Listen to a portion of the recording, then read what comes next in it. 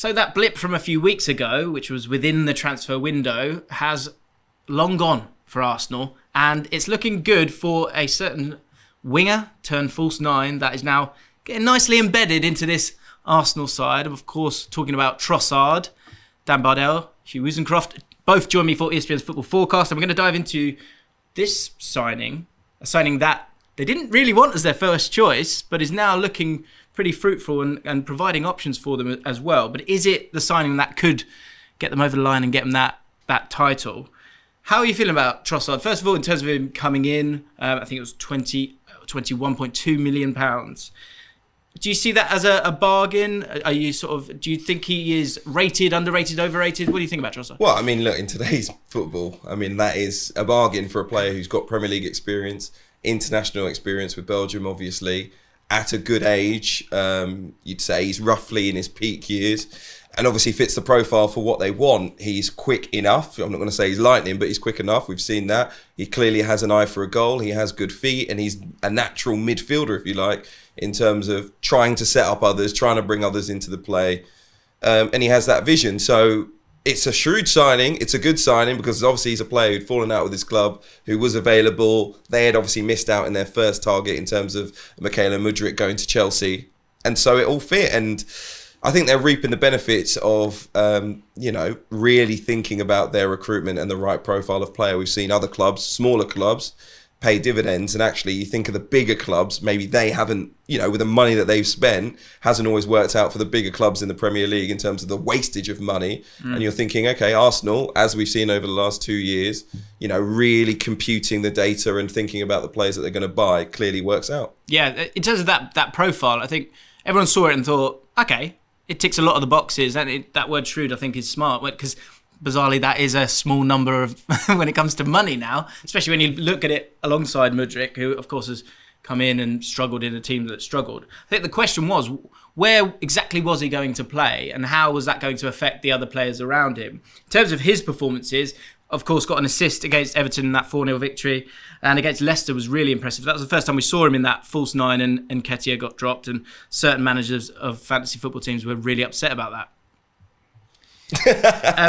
But he played well, didn't he? He got one assist, 2 out of his 2 dribbles were completed, 7 out of his 11 ground duels were won as well, 5 recoveries, 4 progressive passes, and had a nice sort of synergy with Martinelli. And I think that's going to be a really important thing for him in this role, because is he going to be a sort of guaranteed starter, or do you think he's going to be a bit part player, Dan? I think at Brighton he was a player who was levelled at him that he only turned up in the big games. I actually think for Arsenal it's those games at home, maybe a game a bit like Saturday, where you might find it hard to break a team down. That's the kind of game that Trossard's going to come in for, and he's going to be important. I think he wasn't Arsenal's first choice, everyone knows that, but I think it's worked to their benefit because they've signed a Premier League ready player. When you're signing a player in January, by and large it's because you need something in a certain position, and Arsenal had 2 positions where they needed players. One was central midfield, one was an extra attacking option. He gave them a chance to rest Martinelli for a few games. He's come back and he looks fresh, and he's back in the goals, which he'd started to slow down in terms of his goal output. He's just a clever footballer, capable of playing that role, and when he drops deep, that just means that Saka and Martinelli can get beyond, and they can take advantage of that space. So a signing's go in January for the price. I think because Brighton had that option to put an extra year on his contract, he probably... you look at it as if he had a year left on his contract, but actually Brighton could have added another year if they'd wanted to. It's that 20 million or 21 million, whatever it was. That looks even smarter when you factor that in. And he's the kind of signing that could propel Arsenal to win the league. They were having a bit of a stutter, a little bit of a stumble. They've come out of that now, and the confidence is looking high throughout the team. And it's just the type of footballer that can come into Arsenal, playing multiple positions. We've seen him even play, I think, left wing back for Brighton. Yeah. I don't think he's going to do that for Arsenal, but he can come in and play anywhere, fit in, and just fit in with the style they want to play. Bizarrely, you could even see him in that. Like, you look at Zinchenko, before we started recording, you were sort of purring about him.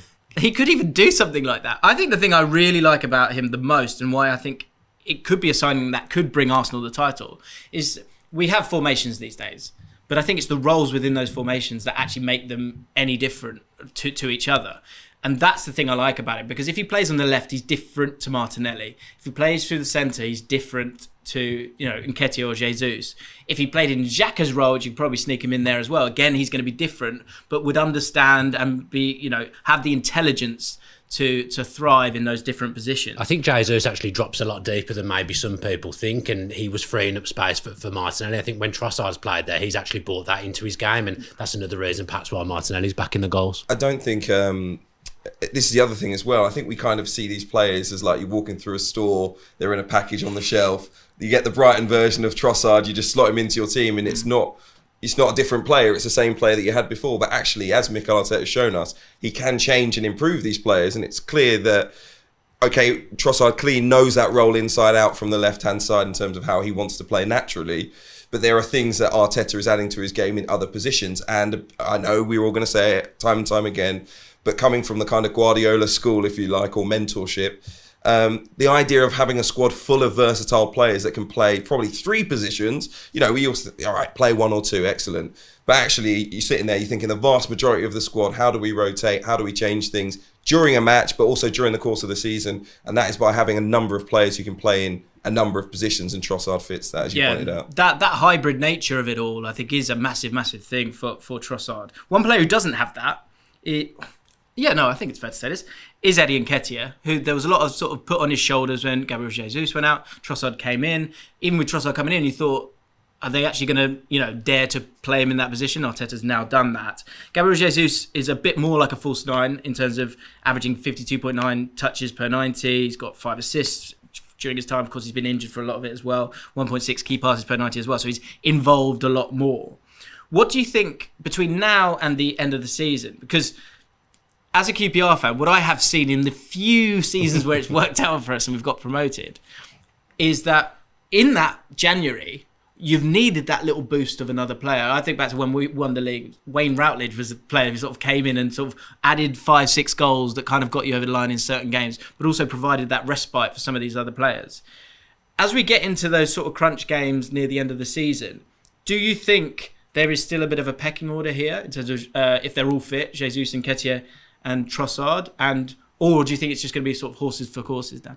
I think Jesus is the main guy up front. I think whatever happens, he will play in even the big with this sort of long injury load. Yeah, I just think they spend an awful lot of money on Jesus. Jesus, part of the reason he would have turned up at Arsenal is because he was fed up of not playing every week at Manchester City. So I think he's the main guy there. And I think even though his goal output might not be what you thought it was going to be when he was playing, he was offering so much to that team. But Arsenal were playing the same 11 week in, week out for the first part of the season. And as the season goes on, that's not sustainable. I know they're not in any other cups other than the Europa League, which I'm not sure how seriously they're going to take that. But then that's when someone like Nketiah, someone like Trossard, that's when they get games and Arteta can manage his squad a little bit better. I think he's doing a good job now in this second part of the season of keeping his squad happy, keeping everyone involved. But when the big games come round, I still think there is that pecking order. I agree. I think if there is a pecking order, it will still be Jesus at the top when he returns and he's fit. I think Trossard's probably coming behind him second place, and then Nketiah, because of the versatility that we mentioned. Imagine when he looks at the bench, Arteta, he's going to use Trossard more often once Jesus is back than he is Nketiah. But that being said, Nketiah does, as we mentioned, offer something different. I think, as a striker that wants to run in behind and play on the shoulder and use his speed and try and finish first time, you've got that option with Nketiah as well. It will be very intriguing to see if Jesus is back. And if Arsenal need to win games, say the last 15 minutes or so, you're in a title race, you need to get points, whether they can get all 3 of them on the pitch and how he will use them, because that will be interesting. Yeah, and I guess who he goes to first. Because I do think that is the thing with Nketiah. Only 19 touches per 90, 1 key pass per 90. He's much more of an out-and-out 9. But sometimes you need a guy in the box, and he had moments like that. Even in the game against Everton, he got himself an assist, could have had a goal as well. I think it's his finishing that's kind of letting him down a little bit.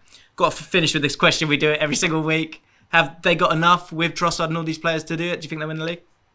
I think they've got enough. I'm still not 100% convinced that they will win the league. I'd like them to. I think it'd be great for football if Arsenal win the league, but I think they've given themselves every chance. Go on, you tell him. Get off the fence. I think that's it. Oh, go on then, they'll win the league. Do you think they will do it? Forget how you feel.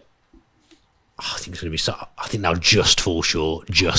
I'm pretty much 90% sure that Arsenal will win the league. I'm very, very, very confident. I don't think Manchester City are consistent enough at the moment to overhaul Arsenal. I also think as a club, Manchester City, have that focus on winning a Champions League. If you look at the Champions League, I don't think there's a clear favourite. We know what Real Madrid did, and we know what they can do, of course, in this competition, so they'll always be spoken about. But in terms of what we're seeing on the pitch, I think Manchester City have as good a chance as anyone else. I don't see there's a standout, incredible team at the moment that we all need to be worried about in terms of the Champions League. It might be their best opportunity. And I think that will take their focus towards the end of the season. Will Arsenal care that much about the Europa League? I'm not sure. So actually, I think all your eggs in the basket for the Premier League. Go for it. In the stretch, I think we'll see Arsenal win it. Am I supposed to answer? Yeah, go ahead. I keep flip-flopping on this. I do keep coming back. I do feel like Man City are starting to get into a slightly different gear. I think having Ruben Dias back in the side makes a difference, and they create so many chances. My head says I'm with you, Dan. They've still got to play each other as well at City, haven't they? Yeah. I actually don't think that's that important. I think it's all the other games. But I think if Man City really get themselves going, then they should still win it. But it's going to be so tight. It's going to be so tight. Guys, how you feeling about this one? Let me know in the comments down below. Who's going to win the league? Arsenal or Man City? Or Man United as well. Go on, chuck them in there. Thanks so much for watching ESPN on YouTube. And for more sports highlights and analysis, be sure to download the ESPN app. And for premium content and live streaming, subscribe to ESPN Plus.